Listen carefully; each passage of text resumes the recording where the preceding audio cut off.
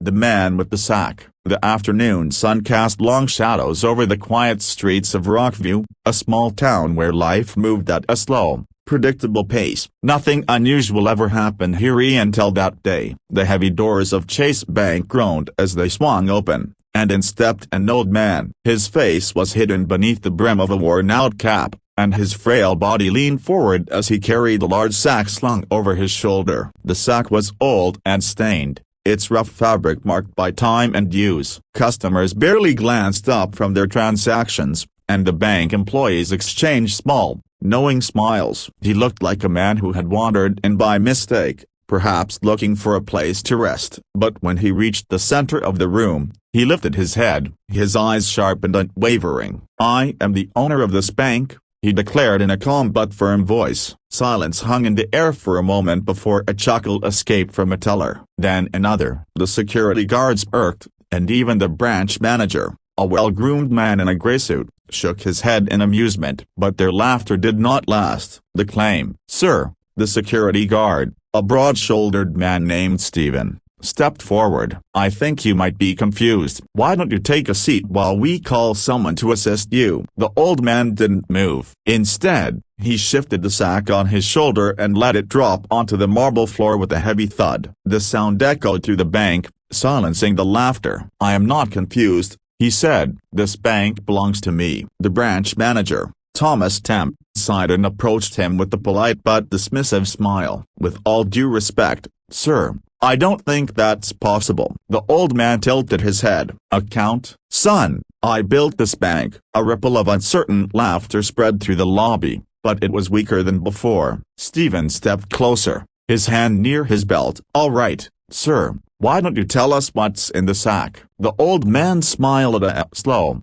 knowing smile. Then, he bent down, grasped the edges of the sack, and pulled it open. The laughter stopped. The proof. The first thing to spill out was a bundle of old banknotes, yellowed with age and stamped with Chase Bank's original logo, a design that hadn't been in circulation for over 50 years. A dusty leather ledger followed, its pages brittle but intact. Temp blinked at the sight of the banknotes, his amusement fading. "What a broken bar! What is this?"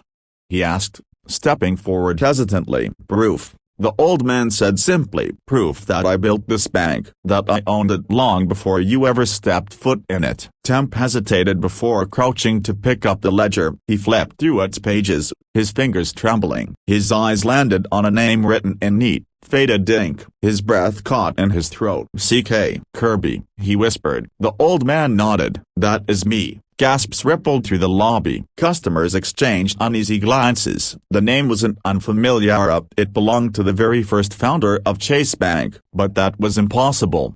C.K. Kirby had vanished decades ago, presumed dead. "That can't be you," Temp said, his voice shaking.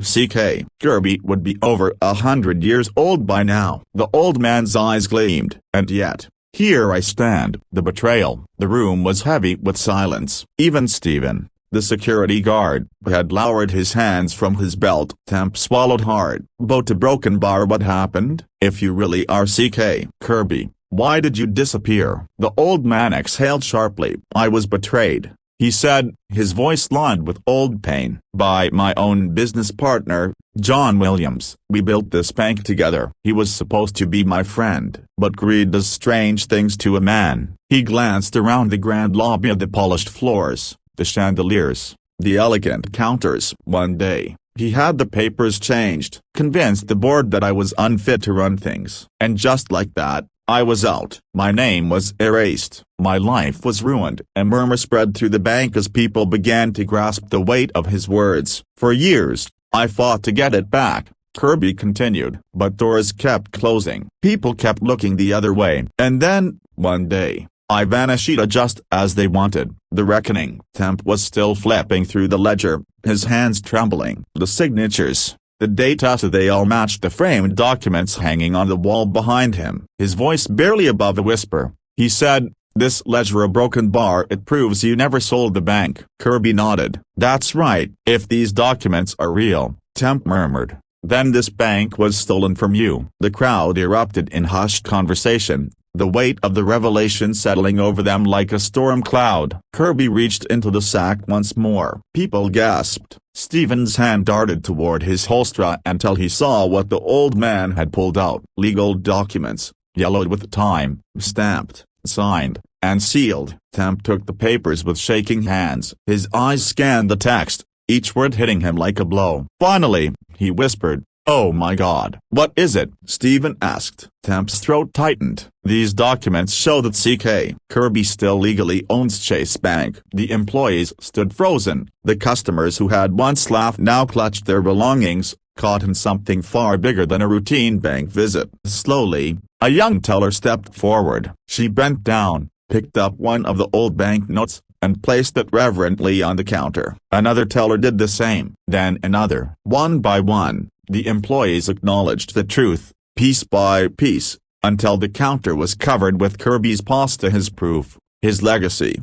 Stephen, once skeptical, now stood with his hands at his sides, offering a small nod of respect. Temp exhaled, knowing what had to be done. "This isn't over," he murmured. But he knew that for the first time in decades, the fight was finally beginning. Kirby took a deep breath and turned toward the door. He had waited a lifetime for this moment, and not just to be heard, but to be seen. For the first time in decades, he had won.